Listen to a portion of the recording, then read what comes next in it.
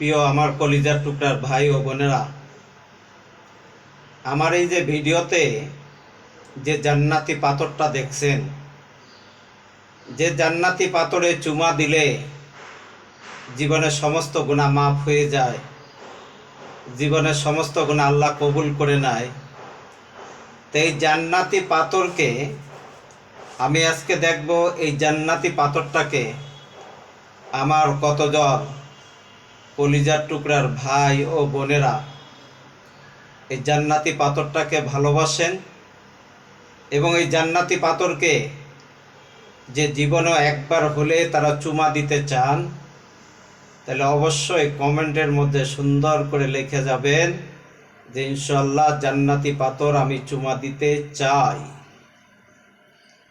যে পাথরকে আল্লাহ সুবহানাহু ওয়া তাআলা সরাসরি জান্নাত থেকে পাঠিয়ে দিলেন এই বান্দার জন্য, আর সেই আমরা বান্দা হয়ে সেই জান্নাতি পাথরকে কাছে পাইয়ে যদি চুমা দিতে না পারি, সেই পাথরটাকে যদি আমরা চুম্বন করতে না পারি, সেই পাথরটা দেখে যদি আমরা আমিন বলতে না পারি, সেই পাথরটা দেখে যদি আমাদের মনের তৃপ্তি যদি আমরা ভরে দেখতে না পারি, তাহলে আমরা কেমন মুসলমান ভাই?